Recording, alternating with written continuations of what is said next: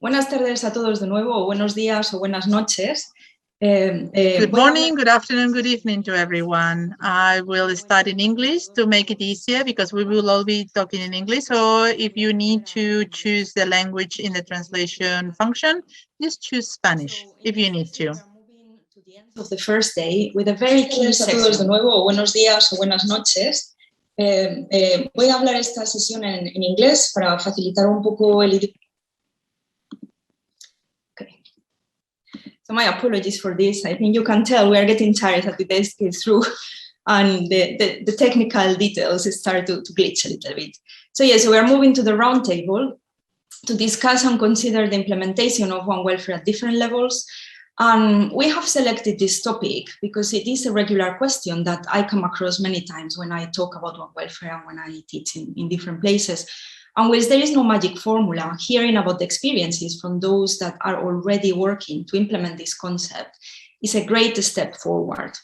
And you might agree with me that after all the varied topics and presentations we have heard on our first day, that this topic itself could take much more than 30 minutes and would need a lot of people to participate, as there is a lot to discuss.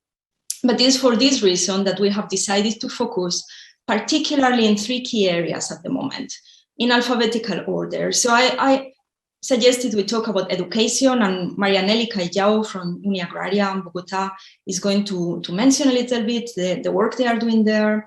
Then Philip Limbery from Compassion in World Farming will speak to us about food systems with his hat of UN Food Systems Ambassador. And then we have Martin Blake as Chief Veterinary Officer, who was going to talk about implementation at policy level and the work they are doing in Ireland in relation to One Welfare. So our excellent and highly experienced participants have been working hard over the past year on the implementation of One Welfare in each of these areas. They will all provide a 5-minute overview of their insights and experiences in their particular area.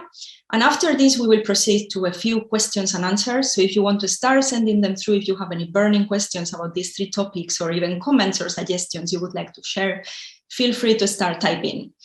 And yeah, basically without further delay, I hand over the floor to Marianelli Callao, who will speak to you about implementation of One Welfare on education.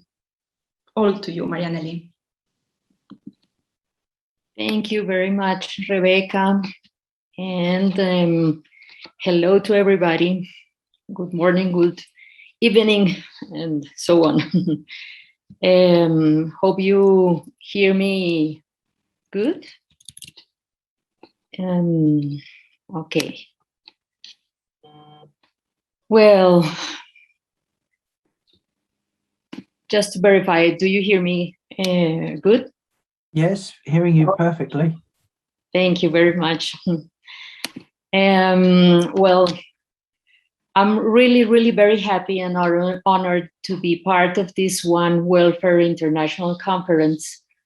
I really consider that this is a concept that has come to stay because it is the natural consequence of the interconnection in which we all live.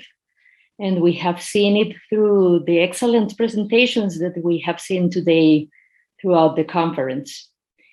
In the educational field, and from my experience from the veterinary medicine, for many years we have worked to ensure that the students learn in an integral way and that they have skills to see situations holistically and can provide solutions in their local and global environment.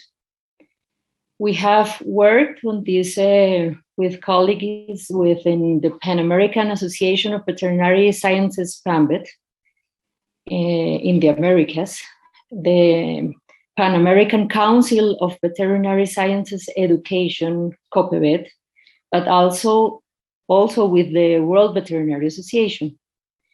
That is why the One Welfare approach has been embraced, where the welfare of both the humans and the animals involved are carefully considered in a positive solution, the One Welfare concept. through One Health and One Welfare lens, the increased empathy, compassion, and stewardship of early career veterinary professionals will lead to improved animal and human welfare, and thus improved community and environmental health. This should be linked to imbuing all vet students and professionals with a profound sense of social responsibility and help promote key global objectives. So far, academic initiatives have already been developed in universities in some countries of the world. We saw some examples already in which the concept of One Welfare has been involved in different ways. This is where the One Welfare Learning Project arose, which can be found within the projects section on the One Welfare homepage. But some examples I want to highlight here are, for example, the Master in Salud Global or Global Health from Universidad of Zaragoza in Spain, that includes a compulsory theoretical module on One Welfare. There is the One Health and One Welfare rotation of the University of Nottingham, England,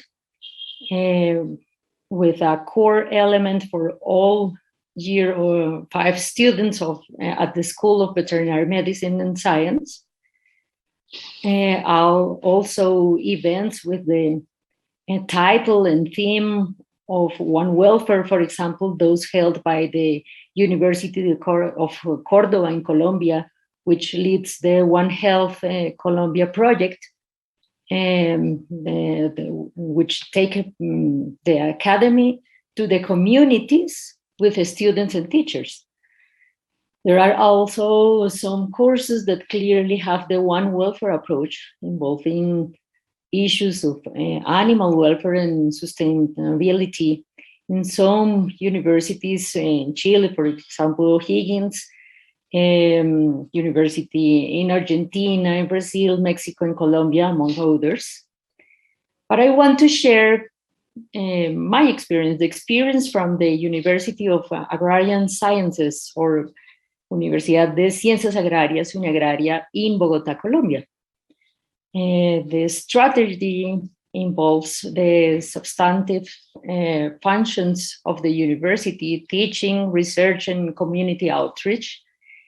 In 2019, the International Animal Welfare Congress was held under the One Welfare concept here in Bogotá, with the participation of Dr. Rebecca Garcia, in which, as the current conference, several examples that integrate animal, human, and environment welfare were evidenced. From there, the concept of One Welfare has been involved within courses in veterinary medicine, but also within the postgraduate level in the specialization in animal welfare and ethology, which has national and international students and professors, including, for example, Dr. Rebecca. There are 2 postgraduate courses that include sessions and practical exercises on One Welfare. The courses are Ciencia del Bienestar Animal y Bioética, or Animal Welfare Science and Bioethics, and Ética y Legislación Nacional e Internacional en Bienestar Animal, National and International Legislation in Animal Welfare and Ethics. The students there carry out infographics and group workshops in which they analyze and apply the One Welfare 5 sections to complex problems or cases identified by them within their work in different areas, where the concept provides a framework of understanding and possible solutions, and some of them actually have taken these exercises as inspiration to continue the research thesis or degree work requirements. Likewise, there is a national recognized research group in veterinary and animal science, within which a special line of research called One Welfare was created since last year, as well as the multidisciplinary study group of One Welfare, One Education. We also offer courses and continuing education with national veterinary services, majors, governments, professionals, school students, with an emphasis on rural areas, and we want to continue strengthening this strategy. With this, we wanted to give a complete development line around the concept of One Welfare in Uniagraria. It is our strategic objective for the following years as an implementation model from the academy for the communities. I think I have my time out, so I can close my microphone. Thank you, Marianelli. That was excellent for a very broad overview of what's happening in different countries in the world, as well as your school. So thank you so much for that insight on One Welfare in education. We will move on to Philip Limbury now to talk about One Welfare in food systems. So over to you, Philip. Thanks. Rebecca, thank you so much. Really delighted to be here with you. And I think we're meeting virtually. It's a great opportunity for us to connect from different points of the planet, but it's also indicative of the difficult COVID times in which we continue to live. And one of the things we've learned from this difficult COVID period is that the well-being of people, animals, and the planet are interconnected. Now, I've no doubt that all of us in this virtual room knew that anyway, but the really important thing, the silver lining out of this difficult planetary moment, is that there is much greater, wider recognition of the fact that that protecting people means protecting animals too. That one health, one welfare concept of interconnectivity. And whilst COVID-19 has been widely linked to the ill treatment of wildlife, a source of past and future pandemics is industrial animal agriculture, factory farming. And that's where the center of my interest lies. In factory farms, of course, we keep thousands of animals caged, crammed, and confined in conditions that are inherently unhealthy, producing the perfect breeding ground for disease. One unhealth, one poor health, one poor welfare. Highly pathogenic strains of disease can and do emerge from these conditions. We only have to go back 10 years and swine flu emerged from factory farms, causing a pandemic that, now long forgotten it seems, killed about 500,000 people worldwide. Serious stuff. Industrial animal agriculture is not only the biggest cause of animal cruelty on the planet, it is also a major driver of deforestation, decline in the world's wildlife, and a consumer of more than 2/3 of the world's antibiotics. Not only squandering antibiotics and taking us forward to a post-antibiotic era if we don't do something about it, industrial animal agriculture is also the biggest single source of food waste on the planet. 40% of our entire grain harvest is fed to factory farmed animals.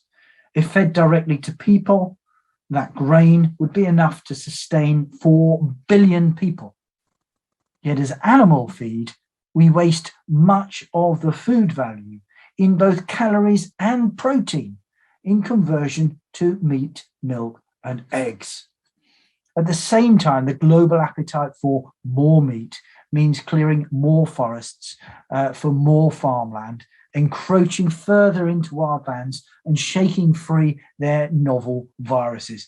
A continuing recipe for poor health, poor welfare for all of us.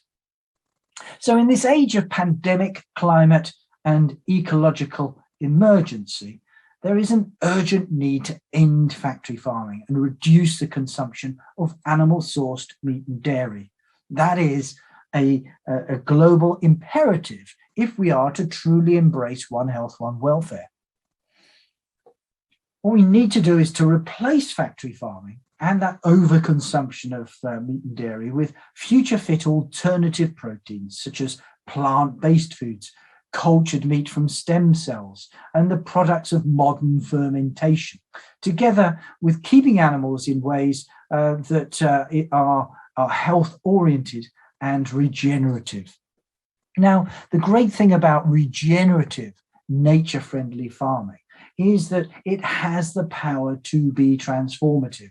It not only delivers expansive, positive animal welfare and health, it also builds back soil health, biodiversity, and provides that scope for the very best animal health and welfare. Now, it's becoming increasingly clear that transformational change in our society, particularly to our food systems, is crucial. The UN Secretary General has said that transforming food systems is crucial to achieve the Sustainable Development Goals in 2030. But the critical question that he is asking next week on the 23rd of September at the UN Food Systems Summit is, how do we get there?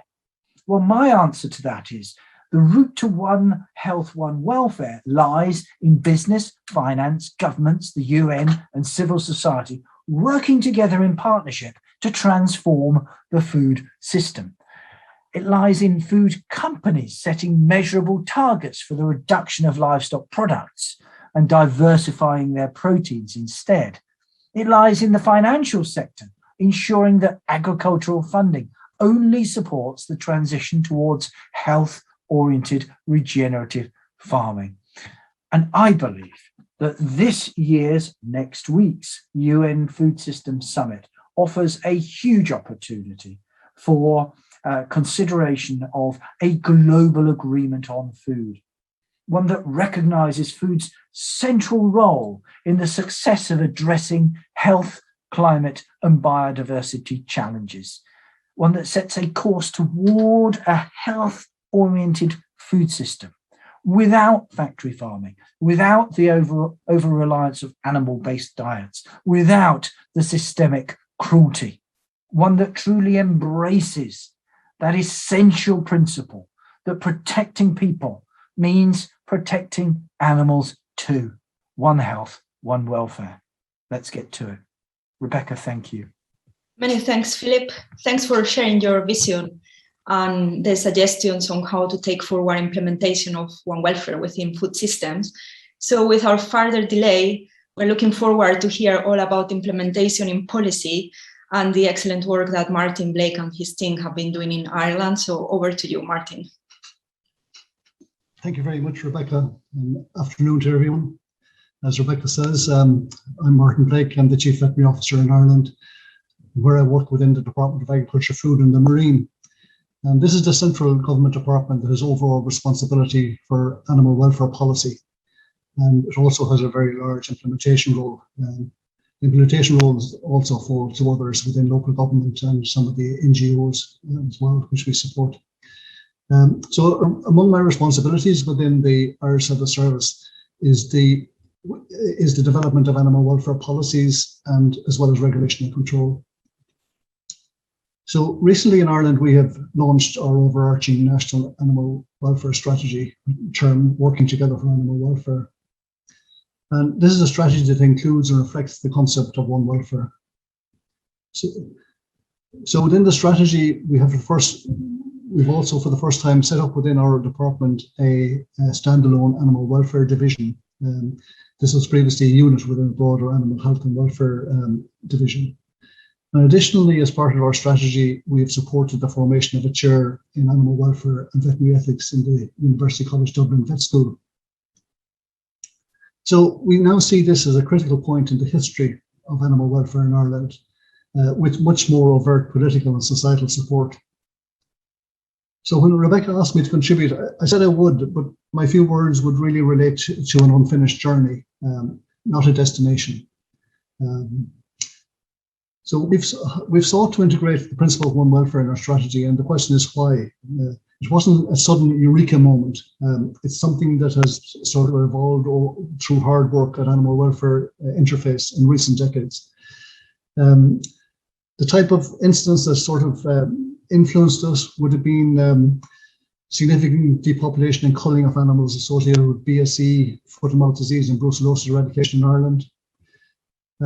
What we found in some of our research in relation to some what might be termed catastrophic incidents on farm when we investigated and we carried out some social science research with both farmers, private veterinarians and government vets who had to deal with these type of issues. This was some very sensitive social science research, which was very well handled by some of our researchers. Again, it reinforced, as someone said earlier, like that within this room, people have understood for many a year the whole one health, one welfare concept of the interdependency between animals, humans, and the environment. But these type of incidents reinforce that. So we set up a Farm Animal Welfare Advisory Council, which put in place an early warning system among the livestock production systems in Ireland. And this was to encourage people to come forward and actually identify early stage problems rather than waiting for problems to evolve and present as catastrophic events where they found their neighbours maybe in trouble or having difficulties. And it allowed a more holistic approach to dealing with these type of issues, taking into account the human element as well as the actual animal element. So we've been on that journey for some time, and we're now trying to bring more life to it. I think it's clear, like in the context of one welfare, there are already many clear examples in the context of assistant animals and the broader scope that have been brought in recent times. We see the extension of pets being kept in care homes for the elderly. We see the benefits for older, non-commercially viable farmers in maintaining livestock on their farms, dry-stocked or not actually major productions. And we've also set up systems to deal termed social farming, where troubled or disadvantaged folk are brought and given experience of working with animals on living real farms. So those are the type of things that are happening and it's starting to expand. So as I said, we're on a journey to bring one welfare, more life to one welfare. And I suppose part and parcel of this has been more formal and more planned engagement with stakeholders. So we see there's two very substantial stakeholders which we need to continue to engage with. And this firstly would be in the broader agri-policy policymaker, in the broader agri-sector policymakers to deal with environmental, biodiversity, greenhouse gases. So, I mean, because animal welfare is generally operating in that space, so the impact on the animals impacts on the people as well. We have plans to link in with farm safety initiatives, because again, it's actually bringing together the stresses and strains the farmers are actually being exposed to, and trying to engage on one welfare concept within that engagement with farmers. We see the farm organizations really understand the stresses associated with farming, but maybe they're not actually lobbying hard enough for supports in this area. So the other major people would be our medical colleagues. There's definitely greater engagement on One Health issues, and that's been driven by AMR. We hope to expand our engagement with our medical colleagues across the One Welfare, the human well-being, animal welfare perspective. I think in all cases, much of this is about communication, and it's communication in a crowded space, as I said earlier. There are lots of other things happening across the farming environment. I think it's about persistence and resilience, and that's more or less our mantra at the moment. So back to you, Rebecca. Thanks. Thank you very much, Martin. A great summary of your journey. And we look forward to see and hear all about how the journey goes. So that's really exciting. So we had very little time left until 5 o'clock. So I'm going to take the benefit of the chairman and just make one very brief question to all three of you, which basically is, if you have to choose one main benefit that you have seen during your work around implementation of One Welfare, what would that be, if you were to say that in a few words?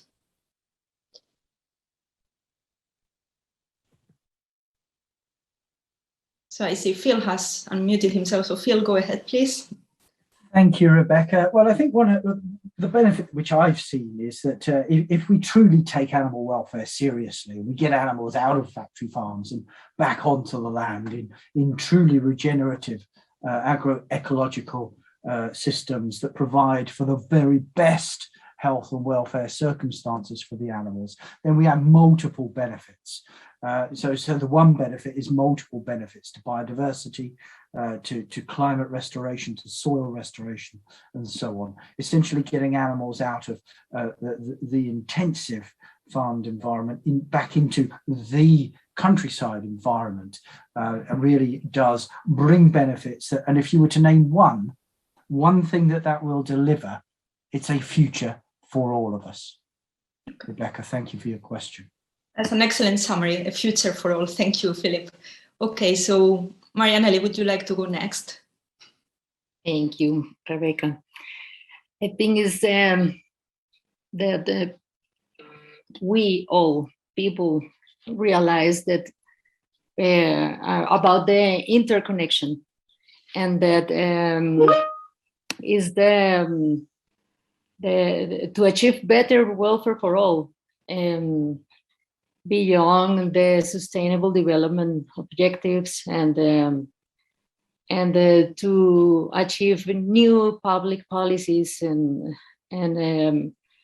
these kind of things that can improve the welfare of everyone. Okay. Thank you very much, Marianelli. And if we hear Martin next, please. I suppose my take on it would be, I think the benefit that maybe just an example. I think the contribution of engagement with animals during the past 18 months for a lot of folk has been most enriching. People really understand the benefits and the support, the human well-being supports that people have been getting from working with animals over the last 18 months. I think that's shining through across a lot of areas, and I think that I think we can learn from that, and we can use that sort of example in promoting the benefits of One Welfare as we move forward. Okay, thank you, Martin. And thank you all. I think it's really important to reflect on the benefits. And I agree with all of you that it is really a concept that brings people together, that breaks silos, and that helps people to think on the holistic approach on how to make our world a better place for everybody together. So I think that's an excellent point to conclude the session today. I would like to thank you all for such an interesting discussion and for your great presentations and summaries. If we were in an in-person conference, I'm sure we will all walk together now towards our nice dinner area, which we had pre-arranged, with lovely views to the park, river, and the cathedral in the background. However, it couldn't be this time. So we will save any unanswered queries we had today for future discussions and maybe for future locations or future virtual meetings. And I'm sure there will be many more to follow.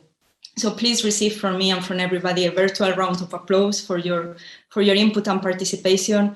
And also I would like to thank everybody today for participating. And I do hope that you have learned, been inspired, and enjoyed the sessions. And for those of you that join us tomorrow again, we look forward to see you at 8:15 sharp Madrid time starting with session 4 that will cover a very important topic, One Welfare and COVID-19. Thank you all and enjoy your evening. Goodbye. Thank you very much. Goodbye. Thank you, Rebecca. Thank you all very much. Bye-bye now.